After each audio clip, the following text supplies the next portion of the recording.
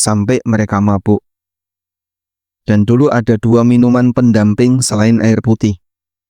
Yang pertama susu, yang kedua khamr. Maka setiap orang yang bertamu ke tempat orang lain, selain disuguhi dengan air minum berupa air putih, mereka akan disuguhi dengan khamr atau susu. Itu sama seperti kalau di zaman kita, Bapak kalau bertamu ditawari apa, Pak? Teh atau kopi. Jadi nggak pernah mau jus apa gitu, nggak pernah. Adanya selalu kalau nggak teh, kopi. Karena itu minuman pendamping kita sehari-hari. Karena itulah pada waktu Nabi SAW Isra Mi'raj, beliau didatangi oleh Jibril. Lalu Jibril membawa 2 gelas.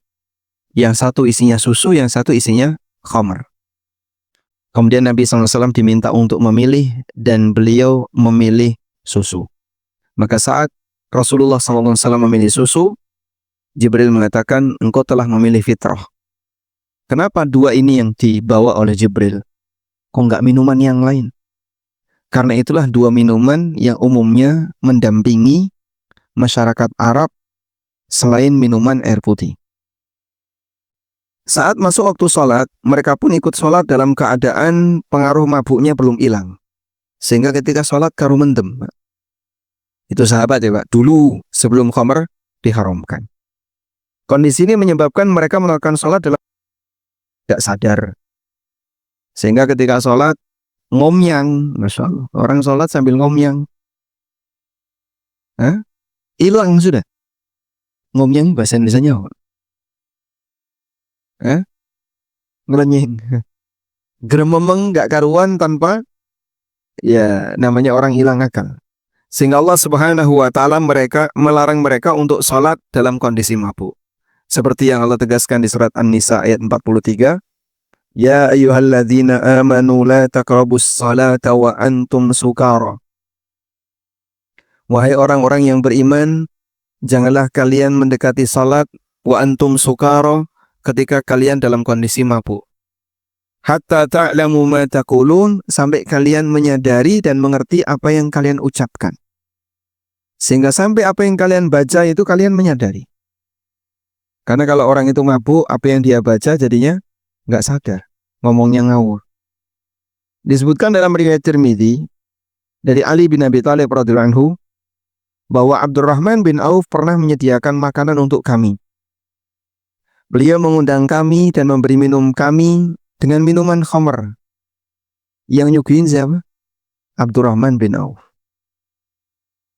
Dan ini terjadi sebelum khamr diharamkan. Lalu khamr itu membuat kami mabuk. Saat masuk waktu sholat, mereka menyuruhku untuk jadi imam. Ali bin Abi Thalib yang jadi imam. Lalu kata Ali, faqara'tu qul ya ayyuhal kafirun la a'budu ma ta'budun wa nahnu na'budu ma ta'budun. Aku membaca qul ya ayyuhal kafirun, keluarlah kalimat wa nahnu na'budu ma ta'budun, dan kami akan menyembah apa yang kalian sembah. Jadinya malah kesyirikan. Muter-muter tekan pucuk. Muter-muter tidak sampai ujung dari surat Al-Kafirun. Akhirnya Allah Subhanahu wa Ta'ala turunkan ayatnya, ya ayyuhalladzina amanu la taqrabus salata wa antum sukara hatta ta'lamu ma taqulun. Wahai orang yang beriman, janganlah kalian mendekati salat wa antum sukara, sementara kalian dalam kondisi mabuk, sampai kalian menyadari apa yang kalian baca. Demikianlah orang yang mabuk dilarang salat karena mereka tidak paham dengan apa yang mereka baca ketika salat, sehingga mereka ngelantur saat baca ayat Al-Quran. Maka bisa jadi inginnya berdoa memohon ampunan, tapi yang terucap justru doa memohon azab. Khamr itu dilarang oleh syariat secara bertahap. Bisa disebutkan bagaimana tahapan Allah melarang khamr. Yang pertama, tahapan larangan khamr. Yang pertama apa? Tahapan yang pertama, khamr dilarang dengan cara diingatkan. Allah Subhanahu wa Ta'ala ingatkan dampaknya. Khamar punya dampak buruk dan juga punya dampak baik. Wa yas'alunaka 'anil khamri wal maisir qul fihima itsmun kabir wa manafi'u linnas. Mereka bertanya kepadamu wahai Muhammad tentang khamar dan judi. Sampaikanlah, dalam khamar dan judi itu ada itsmun kabir, ada sisi buruknya, dosa besar, wa manafi'u linnas, dan manfaat bagi masyarakat. Sampai di titik itu, karena masih ada dampak baik dan buruknya, mereka masih mengkonsumsi khamar. Lalu yang kedua, dilarang sholat dalam kondisi mabuk. Nah, ini yang kedua. Sehingga mempersempit ruang dan waktu bagi mereka untuk minum khamar. Karena mereka nggak pingin ketika sholat pengaruh khamarnya masih ada. Akhirnya mereka minum khamar setelah isya. Begitu subuh sudah sadar, lalu bisa sholat subuh. Padahal dulunya maghrib bisa minum khamar, habis duhur minum khamar, mungkin habis asar minum khamar. Begitu ada ayat ini, ayat yang tadi kita baca, la taqrabus sholata wa antum sukara. Janganlah kamu mendekati sholat sementara kalian dalam kondisi mabuk. Akhirnya mereka mabuknya setelah isya. Kemudian yang ketiga, dilarang mutlak. Dengan Allah turunkan firman-Nya di surat Al-Maidah, innamal khamru wal maisir wal ansabu wal azlam rijsun min amalis syaitan wajtanibuhu la'allakum tuflihun. Begitu sudah ada ayat ini, maka 100% khamar dilarang. Dan ini yang disebut dengan apa, Pak? At-tadarruj fit tasyri'. At-tadarruj fit tasyri'. Tadarruj fi at-tasyri'. Bertahap dalam menetapkan syariat. Tapi ini hanya berlaku di zaman wahyu. Kalau zaman sekarang yang sudah tidak ada wahyu, maka at-tadarruj fi tasyri' ini nggak boleh. Sehingga nggak bisa misalnya ada orang yang dakwah di daerah Papua misalnya. Di sana orangnya banyak minum khamar. Terus didakwahi bertahap. Dijelaskan khamar itu ada sisi baik dan buruknya. Sebaiknya ditinggalkan. Lalu tahap berikutnya jangan sholat dalam kondisi mabuk. Tahap berikutnya nggak boleh khamar sama sekali. Ya kayak gini sudah nggak berlaku. Ini hanya berlaku ketika di zaman wahyu baru turun. Sehingga kalau di zaman sekarang, yang terakhir itu yang disampaikan. Masalah apakah orang mau mengikuti atau tidak, kembali kepada urusan masing-masing. Selanjutnya, demikianlah orang yang mabuk dilarang untuk sholat karena mereka tidak paham dengan apa yang mereka baca ketika sholat, sehingga mereka ngelantur saat baca ayat.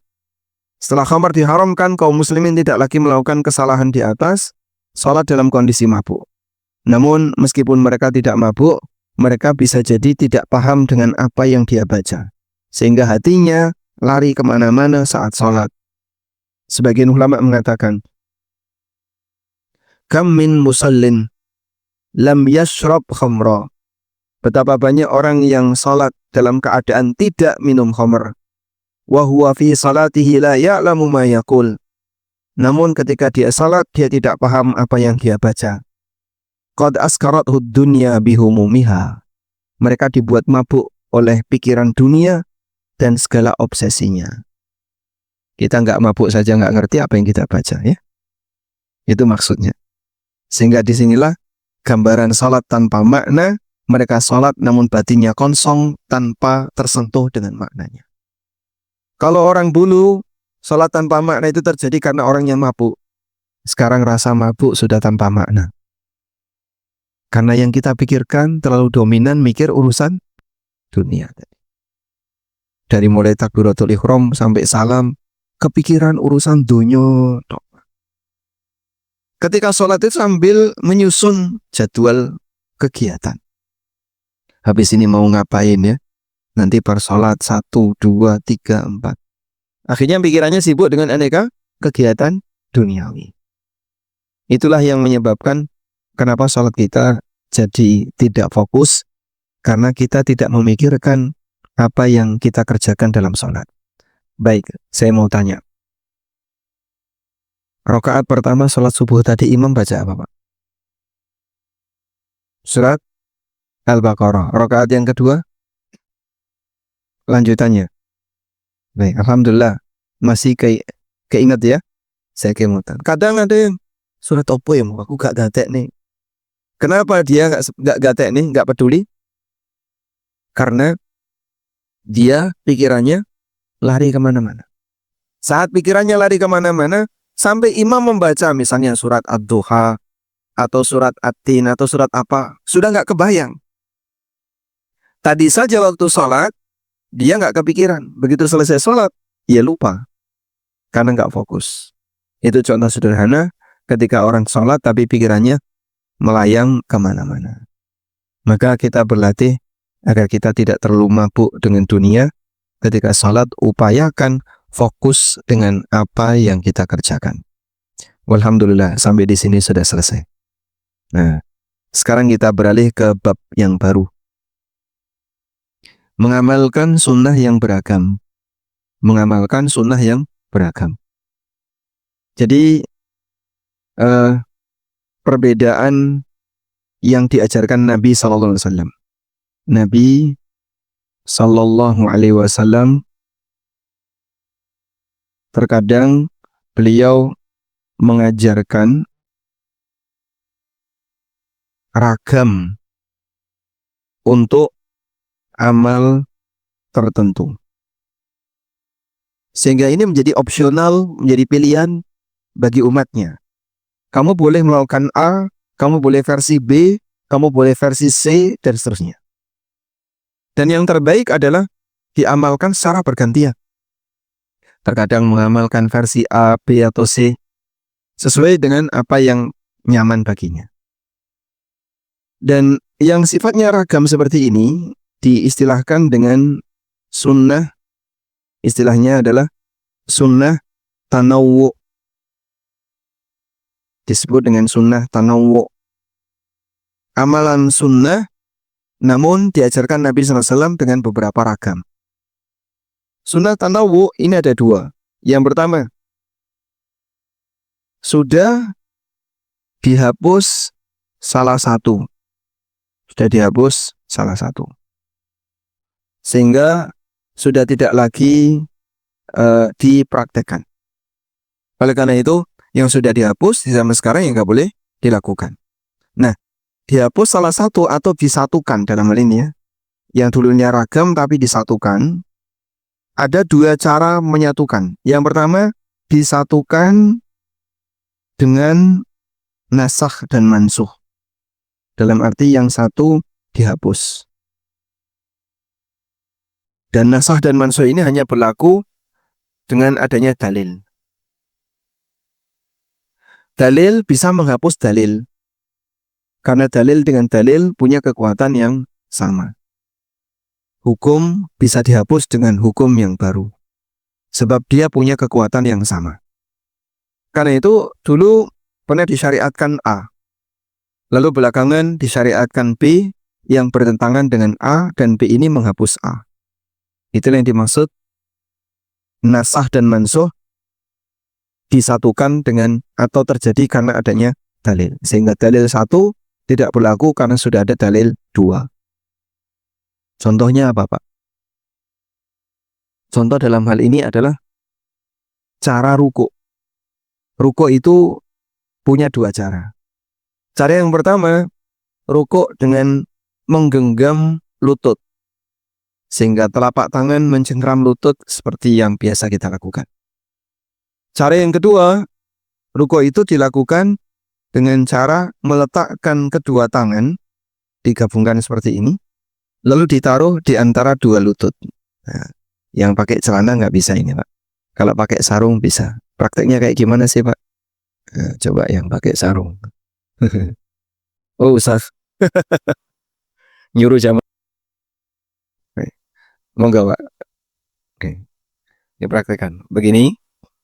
Nah, yang pakai jubah bisa. Terus ditaruh di antara kedua lutut. Nah, begitu ya. Yang belakang jenengan nggak kelihatan itu. Nah, jadi kedua telapak tangan digabungkan, kemudian ditaruh di antara dua lutut. mukna mungkin bisa ya. Tapi muknanya longgar Pak, ya, tembus. Tapi kalau pakai sarung yang agak ketat dikit akan bisa. Nah, seperti itu namanya metode tatbik. Dan metode ini sudah dihapus, walaupun sebagian sahabat masih mempraktekannya seperti Ibnu Mas'ud. Yang kedua, disatukan dengan ijma'. Disatukan dengan ijma' sahabat. Sehingga yang lain tidak diberlakukan. Ini contohnya masalah qiraah Al-Quran. Masalah qiraah Al-Quran. Jadi, Al-Quran itu diturunkan oleh Allah ala sab'ati ahruf. Dengan 7 dialek. Tapi di zaman Utsman, karena beliau melihat ada orang yang bertengkar gara-gara beda dialek, akhirnya nggak diberlakukan yang lain dan semuanya merujuk kepada dialek Quraisy. Karena Nabinya SAW berasal dari suku Quraisy. Bukan karena masalah hegemoni Quraisy, tapi ini dalam rangka menyelamatkan kaum muslimin. Sehingga mau dibaca versi 1, versi 2, versi 3, versi 4, boleh. Sudahlah, ambil salah satu saja. Yang lain jangan dilakukan. Karena kalau versi yang lain nanti bisa memicu adanya perbedaan teks Al-Quran. Dan ini salah satu di antara jasa besar Utsman bin Affan. Andaikan dialek-dialek itu masih diberlakukan, mungkin ada Al-Quran versi 1, Al-Quran versi 2, Al-Quran versi 3, Al-Quran versi 4, dan itu bisa membuat sekian banyak perbedaan. Tapi alhamdulillah ketika disatukan, maka bunyi suara Al-Quran kaum muslimin seragam. Walaupun ada perbedaan di beberapa titik tertentu, tapi itu tidak memicu perbedaan di tengah kaum muslimin. Sehingga contohnya, ada model bacaan qiraah itu kan ada qiraah asyrah. 10 ulama ahli qiraah, dan dia punya beberapa titik perbedaan. Wadduha wallaili idza saji. Saya nggak begitu ngerti yang kayak gini ya. Salah satu contohnya itu yang mungkin umum. Nah, kalau mendengar seperti itu, orang paham, oh ini pakai qiraah Warsh misalnya. Ini pakai qiraah Hafs an Asim. Kalau kita kan qiraah Hafs dari Asim. Ada yang pakai qiraah Warsh dari Nafi, dan aneka qiraah yang beragam. Tapi kaum muslimin tidak beda pendapat. Maka jamaah, perbedaan qiraah kita tidak merasakan efek dari timbulnya perbedaan pendapat. Perbedaan qiraah Al-Quran di sini tidak menimbulkan, tidak pengaruh terhadap apa? Tidak pengaruh terhadap beda pemikiran. Nah, yang terjadi adalah perbedaan tafsir. Perbedaan tafsir inilah yang menyebabkan, memberikan pengaruh beda pemikiran. Kira-kira yang berbahaya yang mana, Pak? Orang kalau nafsir tapi nggak punya acuan baku, akhirnya sakarepe dhewe, terserah dia sendiri. Sehingga ada yang menafsirkan dengan metode A, metode B, metode C, tidak punya acuan baku, dia tidak mengikuti acuan baku, akhirnya menyimpang gak karuan. Ya mungkin contohnya beberapa tafsir orang liberal, sampai akhirnya sebagian ayat digunakan untuk membela kebatilan. Ya. Baik. Kemudian yang kedua, ada sunnah tanawwu yang masih diberlakukan sehingga belum disatukan. Kalau tadi kan dihapus salah satu atau disatukan, yang kedua masih diberlakukan semuanya. Nah, untuk yang seperti ini, tugas kita adalah pelajari semua, dan amalkan bergantian. Contohnya apa, Pak? Doa-doa dalam sholat. Doa iftitah, Nabi SAW mengajarkan beberapa versi. Ba' wa baina khatayaya kama ba'adta bainal masyriqi wal maghrib. Allahu akbar kabira walhamdulillahi katsira wa subhanallahi bukratan wa asila, subhanakallahumma wa bihamdika, wa tabarakasmuka, wa ta'ala jadduka, wa la ilaha ghairuka, dan masih beberapa versi yang lain, ada banyak. Nah, kalau kita pelajari semuanya dan kita amalkan secara bergantian, tidak akan hilang sunnah itu karena masih terjaga dengan dipelajari masyarakat. Tapi kalau sudah tidak dipelajari, lama-lama dilupakan, akhirnya jadilah sunnah yang hilang. Yang lebih menakutkan lagi, ini jadi identitas. Bapak kalau baca doa tasyahud gimana? At-tahiyyatul mubarakatus salawatut thayyibatu lillah. Sampean NU, Pak. Kalau jenengan at-tahiyyatu lillah wassalawatu wat thayyibat. Assalamu alayka. Wow, iki Muhammadiyah. Sejak kapan ada tasyahud NU, tasyahud Muhammadiyah?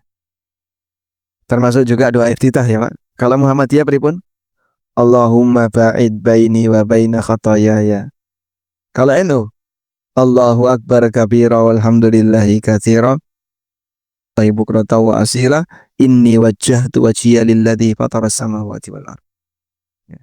Kalau bisa dua-duanya, sampean kalau baca doa iftitah gimana? Ya kadang ini, kadang ini. Kowe iki apa? Muhammadinu. Gabungan antara Muhammadiyah dan NU. Enggak kayak gitu. Tapi demikianlah ketika dia dipelajari semuanya, diamalkan secara bergantian, maka tidak akan menimbulkan fanatisme terhadap golongan tertentu. Ya terus terang, salah satu guru saya sendiri juga menekankan seperti itu.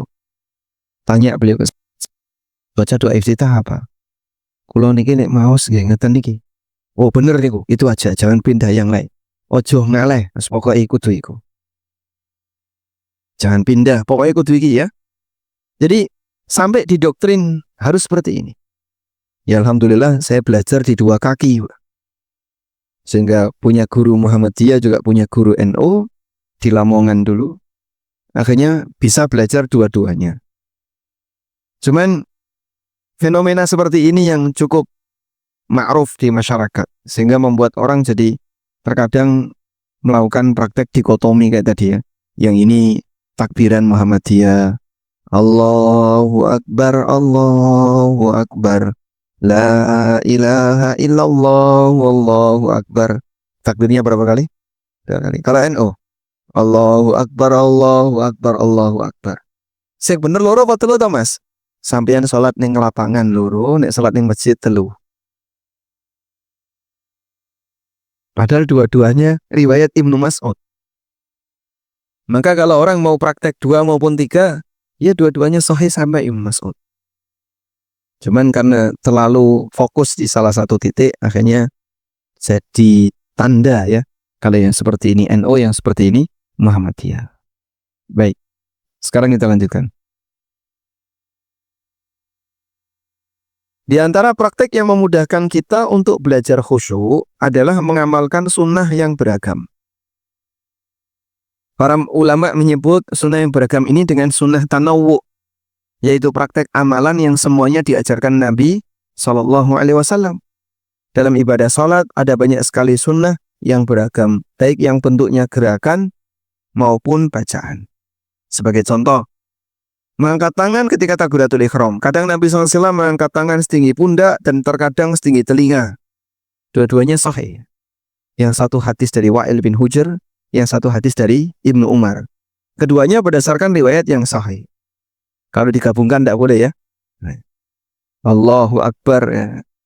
Yang satunya pundak, satunya telinga. Kemudian kesesuaian antara takbiratul ihram dengan mengangkat tangan. Ya, ada 3. Nanti kita pelajari itu. Kadang begini. Allahu Akbar bareng ya. Allahu Akbar antara mengangkat tangan dengan ucapan takbir bareng. Yang kedua, takbir dulu baru angkat tangan. Allahu Akbar baru angkat tangan. Yang ketiga, angkat tangan dulu baru takbir. Allahu Akbar. Dan 3-tiganya boleh. Kemudian ada banyak sekali redaksi doa iftitah yang diajarkan Nabi SAW dengan perawi sahabat yang berbeda-beda. Ada iftitah versi 1, 2, 3, dan yang terbaik adalah dikerjakan secara bergantian. Maka kalau Bapak punya beberapa hafalan, insya Allah nanti akan lebih bisa khusyuk ketika sholat. Dalam arti tidak otomatis. Demikian pula doa ruku', i'tidal, sujud maupun duduk di antara dua sujud. Ada beberapa redaksi yang sahih dari Nabi SAW. Dan masih banyak lagi. Apa yang kami sebutkan di atas hanya contoh. Dan nanti di buku tafsir salat kami paparkan itu ya. Doa iftitah versi 1, versi 2, versi 3. Nama sahabat yang meriwayatkan status doanya dan seterusnya. Agar kaum muslimin yang membacanya mereka bisa bergantian. Bisa baca versi 1, 2, atau 3. Bagaimana sikap yang tepat ketika kita mengetahui adanya banyak ragam sunnah dalam beberapa gerakan dan bacaan itu? Sikap yang tepat adalah mempelajari semuanya, menghafalkannya dan mengamalkannya secara bergantian. Ada banyak manfaat ketika seseorang mengamalkan sunnah tanawwu secara bergantian. Di antaranya, pertama, mengamalkan semua sunnah Nabi SAW secara bergantian.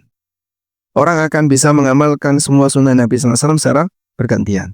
Dengan cara ini akan semakin memperbesar peluang pahala karena mengikuti sunnah. Saya mempraktekkan sunnah A, mempraktekkan sunnah B, mempraktekkan sunnah C, sehingga sunnah ini bergantian kita amalkan. Jadi bahasa lainnya gini Pak, setidaknya kalau kita tahu satu dalil, minimal kita punya pengalaman mengamalkan dalil itu. Saya sudah pernah mengamalkan dalil ini, walaupun sekali seumur hidup, untuk amal yang sifatnya sunnah. Walaupun sekali seumur hidup untuk amalan yang sifatnya sunnah. Kalau amalan wajib kan harus sesuai dengan waktu yang ditetapkan. Tapi kalau amalan sunnah, ya raketan pisan. Seumur hidup. Walaupun hanya sekali seumur hidup, itu sudah cukup. Misalnya ya, orang membaca sebuah hadis tentang anggaplah sholat tasbih ini status, beda pendapat. Ada yang menilai statusnya dhaif dan ada yang menilai statusnya hasan. Saya berpendapat sholat tasbih ini hasan. Lalu Bapak kerjakan. Minimal saya kerjakan sholat tasbih walaupun seumur hidup sekali. Atau contoh yang lain. Nabi SAW, tapi ini berat ya. Nabi SAW pernah qiyamul lail. Lalu 2 rakaat surat Al-Baqarah, An-Nisa, Ali Imran. Kira-kira sanggup Pak? Itu berdiri berapa lama Pak? Ya, Al-Baqarah 1,5 jam. An-Nisa setengah jam. Sudah 2 jam ya. Ali Imran 200 ayat. Berapa kira-kira? Ya, kurang lebih 1,5 jam. Jadi 3,5 jam berdiri tanpa geser. Masya Allah. Itu kemengnya kayak apa Pak? Ya makanya kalau sampai dikatakan beliau kakinya bengkak, saking lamanya berdiri. Saking lamanya berdiri. Dan itu beliau menikmati. Sehingga ketemu ayat tentang surga, beliau berhenti sesaat, kemudian berdoa minta surga. Ketemu ayat tentang neraka, beliau berhenti sesaat, lalu berdoa mohon perlindungan dari neraka. Masya Allah. Betapa lamanya beliau berdiri. Sampai kakinya bengkak. Kita mau mengamalkan itu kok kayaknya takut duluan. Baik. Yang kedua, melestarikan sunnah-sunnah Nabi SAW. Karena jika kita hanya mengamalkan satu sunnah, lain akan hilang. Sebaliknya, ketika kita mengamalkan semua sunnah itu secara bergantian, maka semua sunnah itu akan terjaga. Ya, demikianlah keadaannya ketika seorang hamba mengamalkan sunnah. Biar tidak hilang. Yang ketiga, menghindari terjadinya gerakan otomatis ketika sholat. Kebiasaan dan rutinitas pada satu gerakan akan membuat gerakan itu terkesan lebih spontan. Gitu Pak ya. Kenapa? Karena sudah biasa. Ya. Sehingga ada makmum misalnya Pak, sedang sedekap dengan Al-Quran. Inna fi dzalika lafis suhufil ula suhufi Ibrahim wa Musa. Inna dzalika lafis suhufil ula. Inna dzalika lafis suhufil ula. Makmumnya itu sedang lepas tangan. Makmum itu sedang lepas tangan. Nggih, pernah kayak itu. Lihat makmum seperti itu ada enggak? Hah? Ada. Kenapa dia ngelepas tangan? Loh, iki arep rukuk ya. Iki arep rukuk. Ya ngerti arep rukuk, Pak. Mosok bareng ngene kok terus tasyahud akhir kan enggak ada. Tapi kenapa Anda ngelepas tangan? Itu belum selesai baca surat, masih 3 ayat. Di penghujung itu masih 3 ayat. Inna dzalika lafis suhufil ula. Itu dicul kita ini. Suhufi Ibrahim wa Musa. Sama imamnya dilanjutkan ke surat berikutnya. Bismillahirrahmanirrahim. Munggah meneh. Saya pernah lihat kayak gitu ya. Dikiranya imamnya sudah mau selesai, dia ngelepas tangan, imamnya lanjut, naik lagi dia. Karena dia ancang-ancang. Ancang-ancang untuk ruku. Padahal belum waktunya. Lu kenapa Pak ancang-ancang? Aku ngerti Mas, bariki mesti ruku. Kabri yang ngerti toh Pak. Subhanallah. Tapi demikianlah orang ketika sholat, gerakan otomatis seperti ini karena sudah terjadi turun-temurun dari dulu waktu dia masih TK, SD sampai gede, ya podo kayak gini. Kebiasaan rutinitas pada satu gerakan akan membuat gerakan terkesan lebih spontan. Dan gerakan yang spontan mengurangi tingkat kesadaran. Dan hal ini bisa terjadi pada ibadah sholat. Ketika orang yang sholat hanya melakukan satu jenis gerakan dan bacaan saja, itu menjadi tata cara sholat yang dari kecil sampai dewasa, maka pada saat dia melakukan sholat, banyak gerakan yang dia lakukan spontanitas. Ya. Turun sujud itu, sebelum mendarat, sudah bangun. Pak, kudune mau coba yang telu. Aku harus mau coba yang telu, Mas. Subhanarabbiyal a'la, subhanarabbiyal a'la, subhanarabbiyal a'la. Dia bacanya itu ketika posisi bergerak turun. Subhanarabbiyal a'la wa bihamdi, subhanarabbiyal a'la wa bihamdi, subhanarabbiyal a'la wa bihamdi. Saking cepatnya, begitu mau nutul, bangun. Karena dia baca tadi sebelum nutul. Kan sudah terbiasa subhanarabbiyal a'la wa bihamdi, subhanarabbiyal a'la wa bihamdi. Saking cepatnya. Berbeda dengan mereka yang menghafal lebih dari satu bacaan atau hafal lebih dari satu gerakan. Namun dia melakukannya, sebelum dia melakukannya dia akan berpikir terlebih dahulu gerakan dan bacaan apa yang dia pilih. Sehingga mau sholat, tadi saya sudah dapat penjelasan. Boleh setelah, boleh sebelum. Akhirnya dia mulai sholat, mikir dulu. Ya sudah, sekarang sebelum. Allahu Akbar. Nah, maka dia angkat tangan dulu, sedekap, baru mengucapkan Allahu Akbar. Nah, mikir tadi apa Pak? 1 poin khusyuk. Karena hatinya nyambung dengan sholat yang dia kerjakan. Begitu selesai takbir, dia milih, doa iftitah mana ya? Saya kan punya 4 hafalan, saya punya 5 hafalan. Milih dia. Milih doa iftitah mana yang akan dia baca, itu juga termasuk bagian dari faktor khusyuk. Nah, kalau Fatihah nggak ada pilihan Pak, hanya 1 itu saja. Tapi nanti doa ruku dia bisa milih, mana ya? Ya sudahlah, saya tak pilih ini. Subhanakallahumma wa bihamdika. Terus, Allahumma gfirli. Kemudian dia baca di ruku berikutnya atau sujud berikutnya. Subuhun kuddusun rabbul malaikati warruh. Subhanadzil jabarut wal malakut wal kibriya wal azamah. Misalnya orang hafal 1 doa iftitah saja, maka begitu takbiratul ihram, dia akan spontan membaca doa itu. Berbeda dengan orang yang menghafal banyak doa iftitah. Seusai takbiratul ihram, dia akan berpikir terlebih dahulu doa iftitah yang mana yang akan dia baca. Dengan cara ini, sholat yang kita kerjakan akan lebih khusyuk. Karena semua diiringi dengan berpikir mengenai konten sholat yang kita kerjakan. Semuanya diiringi dengan berpikir mengenai konten sholat yang kita kerjakan. Termasuk juga mengamalkan sunnah tanawwu, menghindari potensi fanatik golongan. Ya. Yang gara-gara kurikulum tadi Pak ya. Ada tasyahud NU, ada tasyahud Muhammadiyah. Di Indonesia 2 ormas besar, NU dan Muhammadiyah, memiliki kurikulum pembelajaran agama yang berbeda.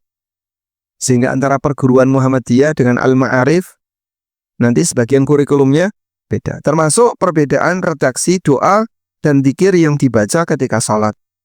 Sehingga ada istilah doa iftitah versi Muhammadiyah, iftitah versi NU, tasyahud versi Muhammadiyah, tasyahud versi NU. Padahal semuanya diajarkan Nabi Sallallahu Alaihi Wasallam. Nabinya itu NU atau Muhammadiyah atau Pak? Kok begitu? Padahal semuanya diajarkan Rasulullah Sallallahu Alaihi Wasallam. Berbeda jika kita amalkan semua sunnah itu akan lebih menghilangkan kesan fanatis pada golongan tertentu. Di samping manfaat di atas, ada beberapa hikmah adanya sunnah tanawu. Bahwa hikmah itu adalah begitu, sebagai berikut ini. Bahwa ibadah itu ibarat makanan bagi hati.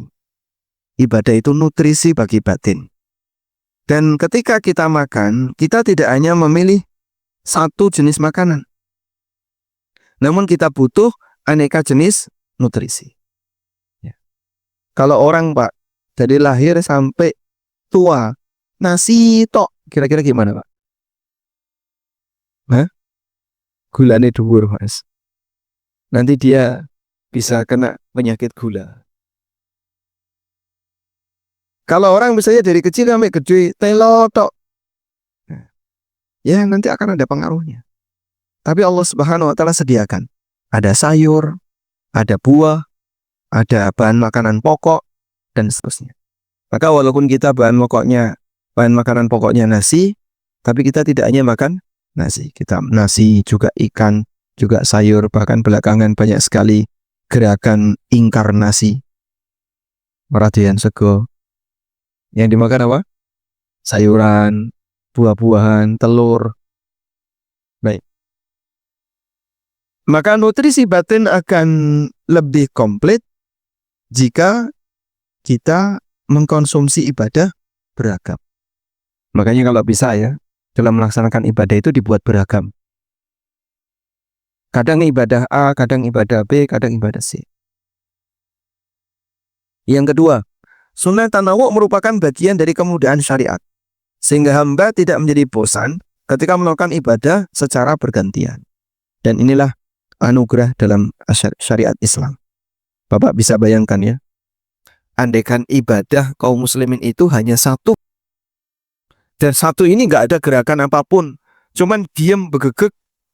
Cuman diam saja. Bertapa. Kaum muslimin kalau mau beribadah silakan bertapa.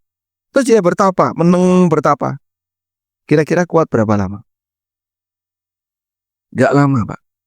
Maka sholat itu bukan bertapa. Ada gerakan naik turun. Ada gerakan tengok kanan, tengok kiri alias salam. Ya banyak gerakan ini. Orang itu biar nggak ngantuk ketika sholat. Tapi kenyataannya banyak yang ngantuk. Wallahu a'lam. Baik. Insya Allah di pertemuan berikutnya nanti kita tentang macam-macam sunnah yang beragam. Wassallallahu ala nabiyyina Muhammadin wa ala alihi wa sahbihi wasallam. Enggak. Mikrofon ada yang ke utara, ada yang ke selatan, Mas.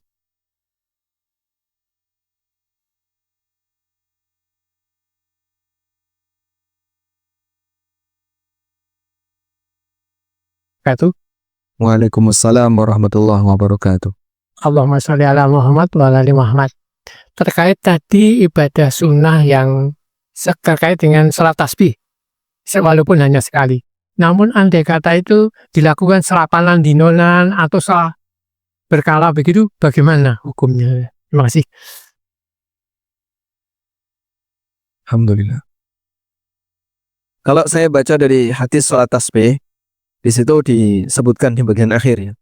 Kalau kamu bisa lakukan tiap hari, silakan lakukan tiap hari. Kalau nggak bisa, lakukan tiap pekan. Kalau nggak bisa, tiap bulan. Kalau nggak bisa, tiap tahun. Kalau nggak bisa, seumur hidup sekali. Sehingga ada kelonggaran mengenai waktu. Maka Bapak mau kerjakan tiap hari, sepekan sekali, atau tiap bulan, atau apapun silahkan. Bagaimana kalau ngerjakannya selapan sekali? Yaitu hitungannya tiap bulan ya.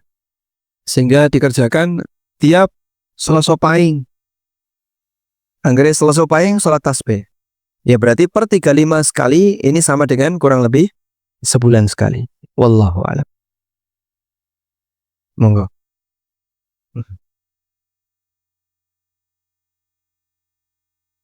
Menurut ustadznya saja lah gitu. Assalamualaikum warahmatullahi wabarakatuh. Pak Ustadz, saya mencermati di dalam media sosial itu ya, fenomena Nuaiman, salah satu sahabat Nabi gitu ya, yang saya mengkhawatir itu kemudian seolah-olah ini menjadi role model. Gitu. Oh, Nuaiman nggak apa-apa kok mabuk gitu. Bahkan oleh Nabi dijamin dia masuk surga. Tapi Nuaiman ini dia memang suka mabuk gitu, bahkan mabuknya itu tidak pernah berhenti gitu. Tapi dia usil gitu ya, apa ya, dalam masa sekarang suka ngeprang orang gitu. Ngeprang. Apa ya? Ngeprank atau ngeprang. Lah itu dialeh. Ngeprank orang gitu ya. Bahkan Nabi sendiri sering kadang-kadang di prank oleh Nuaiman ini, sehingga Nabi senang gitu pada pola-pola Nuaiman ya. Tapi yang ingin saya Pak Ustadz gitu ya, ada ndak sih penjelasan yang lebih tepat gitu mengenai fenomena Nuaiman ini, yang suka mabuk tetapi tetap sholat setelah itu gitu, sehingga oleh Nabi dengan kebaikan-kebaikan yang lain gitu ya. Nabi ya ketika ada sahabat yang mendoakan supaya Nuaiman itu oh kamu itu nanti akan oleh Tuhan atau Allah. Nabi justru tidak memperbolehkan karena Nuaiman itu adalah ahli surga. Nah, saya ingin Pak Ustadz supaya lebih referensinya itu lebih mendalam, sebenarnya fenomena Nuaiman ini seperti apa sih dalam penjelasan kitab gitu. Kemudian yang kedua, memang benar Pak Ustadz bahwa mungkin memahami secara lebih plural gitu ya, bacaan itu lebih baik gitu ya. Karena itu selalu misalnya begini saja deh, ketika sholat wajib mempraktekkan bacaan begini, ketika sholat sunnah supaya lebih cepat gitu, mempraktekkan yang lebih pendek gitu lah adanya. Itu mungkin ada baiknya, meskipun kadang-kadang dalam realita saya ingat almarhum adik saya Pak Ustadz, itu dia Madura kan gitu, pasti tradisinya tradisi NU gitu. Ketika dia daftar dosen di Muhammadiyah gitu loh, hanya satu saja yang ditanya dia, ditanya apa, dites apa gitu, suruh membaca doa iftitah gitu lah. Loh kamu baca apa? Ya enggak, saya tidak membaca tradisi NU, tentang saya membaca doa iftitahnya Muhammadiyah. Nah terus apa? Ya langsung diterima gitu. Wah, saya kemudian ya wis kamu wis dadi Muhammadino kuwi gitu lah. Saya kira itu Pak Ustadz, terutama yang pertama. Assalamualaikum warahmatullahi wabarakatuh. Waalaikumsalam warahmatullahi wabarakatuh. Baik. Tentang Nuaiman bin Amr radhiyallahu anhu, dan memang dikenal dengan masyhuran bil muzah, ya, suka ngeprank, suka guyonan. Ini kurang lebih seperti ini biografinya. Mauqifuhu ma'a Nuaiman, sikap Nabi SAW terhadap Nuaiman bin Amr radhiyallahu anhu, alladzi kana masyhuran bil muzah khasatan ma'an Nabi SAW, yang terkenal suka guyon, bahkan kadang bersama Nabi SAW juga guyon. Dan diriwayatkan oleh Ibnu Sa'ad dalam At-Tabaqat, Nuaiman bin Amr ini ikut perang Badar, perang Uhud, perang Khandaq, dan beberapa peperangan yang lainnya bersama Rasulullah SAW. Dan Nabi SAW sendiri pernah menghukum Nuaiman bin Amr ketika beliau minum khamr. Dari Umar bin Khattab radhiyallahu anhu, beliau bercerita, "Anna rajulan ala ahdin Nabi SAW kana ismuhu Abdullah." Ada orang yang di zaman Nabi SAW namanya Abdullah. Wa kana yulaqqabu khimaran. Dia dijuluki keledai. Diberi laqab, diberi julukan dengan keledai. Wa kana yudkhiku Rasulullah SAW. dan dia lucu orangnya, suka membuat Rasulullah SAW ketawa. Wa kana Nabi sallallahu alaihi wasallam qad jaladahu fi syarab al-khamra. Nabi SAW pernah memukul khimar ini disebabkan karena dia minum khamr. Fa'utiya bihi yauman fa'amara bihi fajulida. Suatu ketika dia ditangkap, kemudian dicambuk oleh Nabi SAW. Faqala rajulun minal qaum. Lalu ada orang yang melaknat Nuaiman dan mengatakan, Allahumma al'anhu ma aktsara ma yu'ta bihi. Ya Allah, laknatlah orang ini. Betapa seringnya dia dilaporkan kepada Nabi SAW. Faqala Nabi SAW, kemudian Nabi SAW mengatakan, La tal'anu, jangan kau melaknatnya. Wallahi ma alimtu illa annahu yuhibbullaha wa rasulah. Demi Allah, aku tahu bahasanya dia mencintai Allah dan Rasulnya. Hadis sahih riwayat Bukhari. Baik. Kata Al-Hafidz Ibnu Hajar, dalam hadis ini terdapat beberapa pelajaran. Di antaranya, bolehnya at-talqib, memberikan gelar. Dan di sini maksudnya adalah bahwa Nuaiman tidak membenci gelar tadi. Dia menerima ketika orang menyebut dia dengan himar. Au annahu dzukira bihi ala sabili ta'rif. Atau bisa jadi gelar himar tadi disebutkan karena inilah identitas Nuaiman yang lebih terkenal. Likasrati man kana yusammi bi Abdullah. Karena jarang sekali orang yang menyebut beliau dengan nama Abdullah. Baik. Nah, di sini beliau dibela oleh Nabi SAW karena alasan mencintai Allah dan Rasulnya. Nah, kok kemudian sampai minum khamr, Pak? Padahal dia sholat, dia jihad, bahkan berkali-kali jihad. Kembali kepada tadi, tak? Kembali kepada tadi, saking membudayanya minuman ini sampai jadi konsumsi sehari-hari. Ya, ibarat teh atau kopi di zaman kita. Kalau kita kan hampir tidak teh dan kopi dalam situasi santai ya. Bahkan ketika bertamu yang ditawarkan dua ini. Namun dulu ya, kalau nggak khamr, susu. Akhirnya orang misalnya ngapain gitu sambil minum khamr. Dia bisa merasakan kenikmatan dengan khamr tadi. Ketika khamr sudah dilarang, masih banyak beberapa yang seperti itu. Akhirnya mereka diberi hukuman. Hukumannya adalah hukuman cambuk. Disitulah kemudian kejadian kenapa ada Nuaiman bin Amr tadi yang bergelar himar.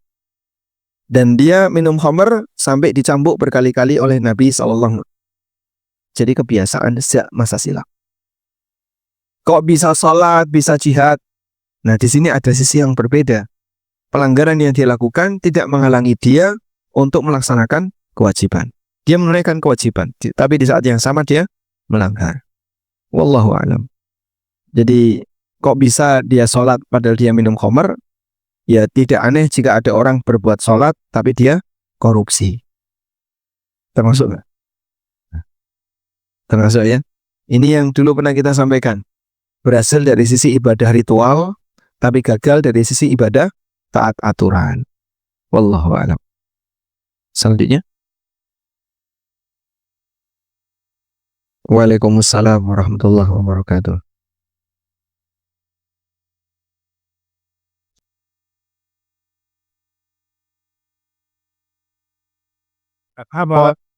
Apa khi cho bom đạn gom yo aben họ bị cái tội chết cái đấy và cái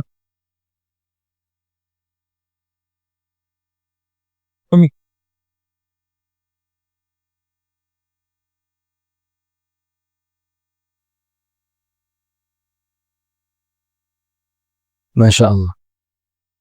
Waalaikumsalam warahmatullahi wabarakatuh. Mungkin saya perlu tanya ini. Imamnya menyesuaikan makmum atau makmum menyesuaikan imam?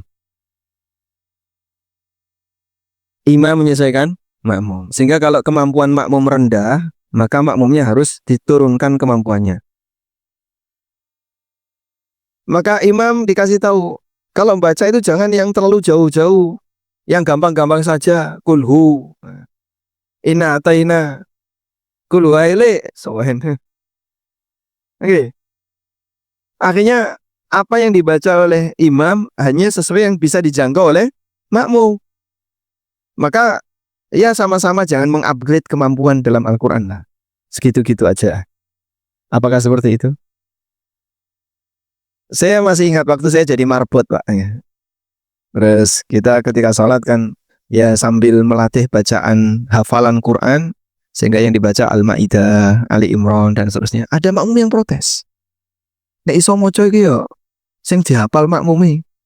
Nah, napa, Pak? Ya ina atau ina. Atau alhaqumut takatsur atau apa itu biar makmumnya juga bisa ikut menikmati. Nah, makanya tadi sebaiknya imam yang menyesuaikan makmum atau makmum menyesuaikan imam.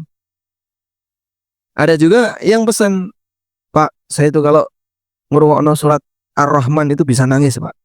Nek surat yang lain ra iso nangis. Pesen kalau bisa bacanya surat Ar-Rahman. Bosen. Nah, terus gimana yang lebih tepat? Ya sudahlah. Kalau memang imamnya mau baca surat apapun, yang penting benar, sah-sah saja ya. Dan itu kalau misalnya makmum nggak bisa ngejar, saya belum hafal surat ini maknanya apa atau itu karepe piye? Ya berarti seharusnya makmum yang menyesuaikan sambil upgrade pemahamannya. Tapi Pak, kalau tidak bisa sama sekali, ya Bapak di sesi bacaan Al-Quran tadi, mungkin Bapak tidak bisa merenung apapun. Tapi nanti ketika doa ruku, ketika i'tidal, ketika sujud, masih banyak yang bisa direnungkan. Artinya sholat ini tidak sampai hilang tanpa makna sama sekali, tapi batin juga sempat memikirkan apa yang kita kerjakan. Wallahu a'lam. Baik. Di masjid mana yang imamnya by request? Ada Pak? Nggak ada. Kalau di sini pakai request nggak? Makmum request apa kemudian itu yang dibaca? Nggak ada. Alhamdulillah ya. Karena di masjid yang lain juga kayaknya nggak ada ya. Kecuali di momentum tertentu, kadang request dari takmir, tolong karena ini momentum ini kamu baca surat ini, baca ayat ini dan seterusnya. Di Pogung itu ada masjid namanya Masjid Pogung Dalangan ya, MPD. Itu programnya khataman. Jadi tidak hanya pas Ramadan Pak, sholat 5 waktu, maghrib, isya, subuh itu khataman. Jadi urut dari mulai Al-Baqarah, urut terus sampai nanti terakhir surat An-Nas. Nah, karena imam-imamnya rata-rata sudah hafid 30 juz, jadi tugasnya dibuat urut sampai khatam Al-Quran. Wallahu a'lam, demikian. Semoga apa yang kita bahas ini bermanfaat. Allahumma anfa'na bima 'allamtana wa 'allimna ma yanfa'una warzuqna ilma. Wa sallallahu ala nabiyyina Muhammadin wa ala alihi wa sahbihi wa sallam. Wa akhiru da'wana anil hamdulillahi rabbil alamin. Wassalamualaikum warahmatullahi wabarakatuh.